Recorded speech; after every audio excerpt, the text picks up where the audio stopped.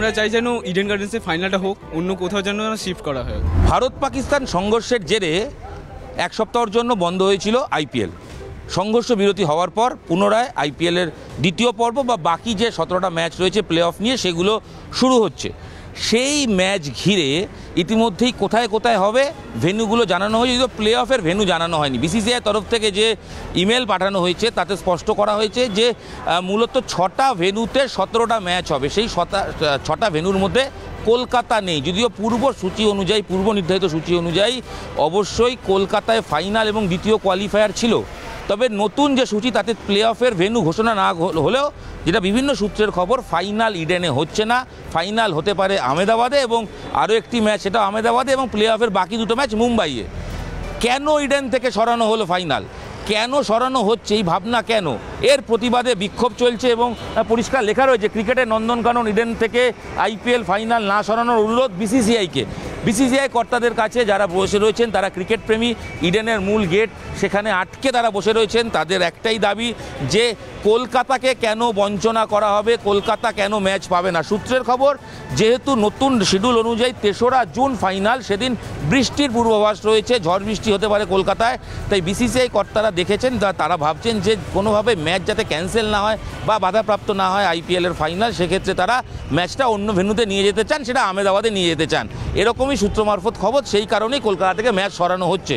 কিন্তু যুক্তি কতটা ঠিক, কারণ যখন এই খবরটা আসছে তখনও প্রায় 15 দিনের বেশি সময় বাকি রয়েছে ফাইনাল হতে। 15 দিন আগে থেকে বোর্ডের ওয়েদার রিপোর্ট কি করে পৌঁছল, এবং ওয়েদার রিপোর্ট সাধারণত 7 দিন করেই দেওয়া হয়, সেক্ষেত্রে এত আগে থেকে বোর্ডের অ্যাজাম্পশন কেন? এর পেছনে কি অন্য কোনো কারণ? প্রশ্ন অবশ্যই উঠছে। সিএবি কর্তারা যারা চিঠি দিয়েছেন তারা বোর্ডকে অনুরোধ করেছেন ফাইনাল যেন সরানো না হয়, এবং তারা সৌরভ গঙ্গোপাধ্যায় তিনি আসরে নেমেছেন, তিনি বোর্ডের কর্তাদের সঙ্গে কথা বলছেন যাতে ফাইনাল ম্যাচ যেহেতু পূর্ব নির্ধারিত অনুযায়ী ইডেনে ছিল সেখানেই হয়। ফেসিলিটি ওয়াইজ আমাদের কোনো প্রবলেম নেই এই ম্যাচ করার জন্য।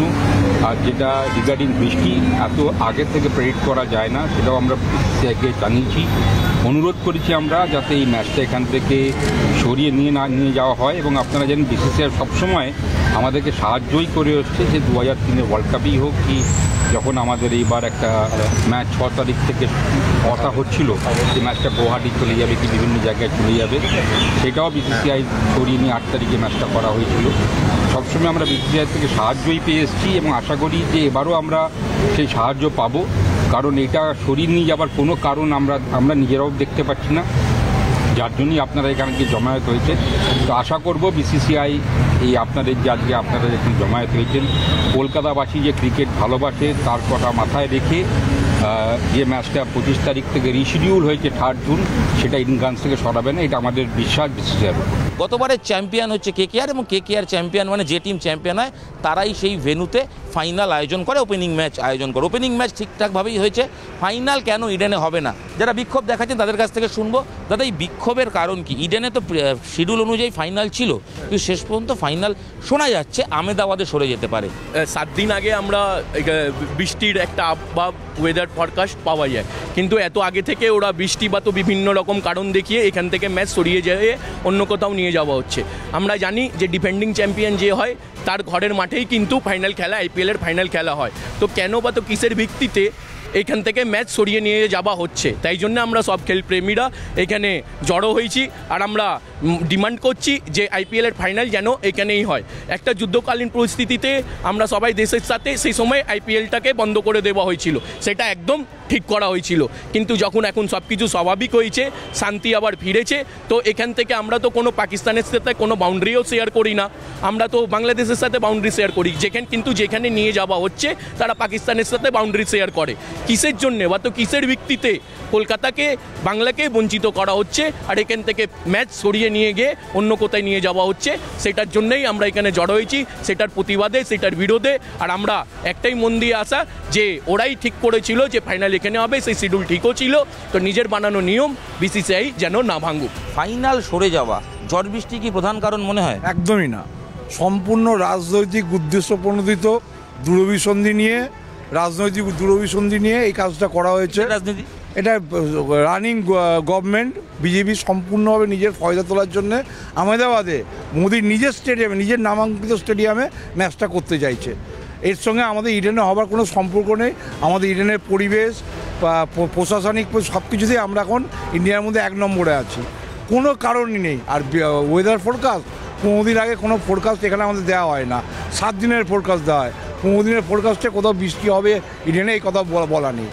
এটা সব আপনাদের আমাদের দাবি ইডেনেই ফাইনাল হোক, ডিফেন্ডিং চ্যাম্পিয়ন যেটা প্রতিশ্রুতি ছিল সেটাই পালন করা হোক এবং ইডেনেই ফাইনাল হোক। বিসিসিআই কি সিএবির সঙ্গে বঞ্চনা করছে? অবশ্যই আমাদের দেওয়া না বিসিএস সিএবির সঙ্গে বঞ্চনা করছে, আমাদের বঞ্চিত করছে।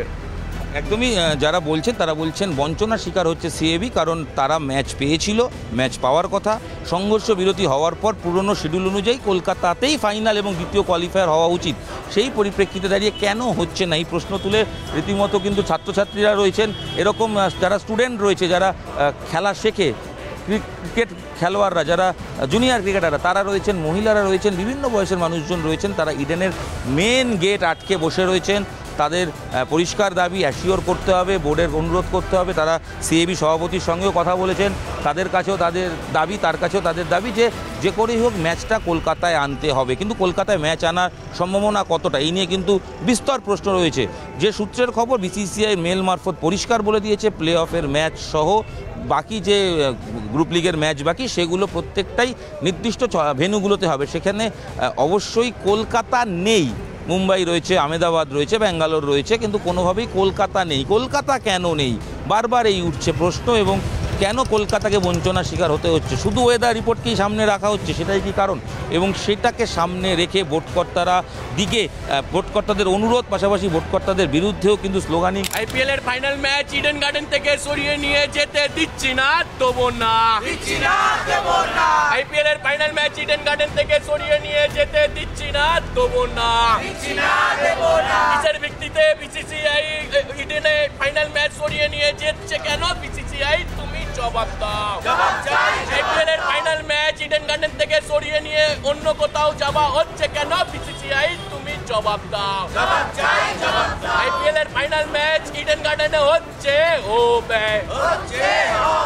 এই বঞ্চনার বিরুদ্ধে সবাই কলকাতার ক্রীড়াপ্রেমী তারা প্রত্যেকেই বলছেন যে কলকাতায় ফাইনাল করতে হবে আইপিএল, এবং সেই দাবিতে তারা অনড়। এবং সব মিলিয়ে আদৌ কি ফাইনাল কলকাতায় হবে, এটাই এখন সবচেয়ে লাখ টাকার প্রশ্ন। তার কারণ বোর্ডের খবর বলছে প্লে অফের ম্যাচ আহমেদাবাদ এবং মুম্বাই হতে চলেছে, কলকাতা বা হায়দ্রাবাদের পূর্ব শিডিউল অনুযায়ী নয়। এই প্রতিবাদ বিক্ষোভের পর সিএবি কর্তারা কোন দিকে পা বাড়ান? তারা কি বোর্ডকে আবার অনুরোধ করবেন, নাকি নিজেদের দাবি জানাবেন? শেষ পর্যন্ত কি সিএবি ইডেনে ফাইনাল নিয়ে আসতে পারবে? সেদিকেই তাকিয়েই কলকাতার ক্রিকেট প্রেমীরা। নিউজ 18 বাংলা ডিজিটালে আপনাদের সঙ্গে আমি ইরণ রায় বর্মন ছিলাম। এই ভিডিও এখানেই শেষ করছি, দেখা হচ্ছে পরবর্তী ভিডিও। সঙ্গে থাকুন, দেখতে থাকুন নিউজ 18 বাংলা ডিজিটাল।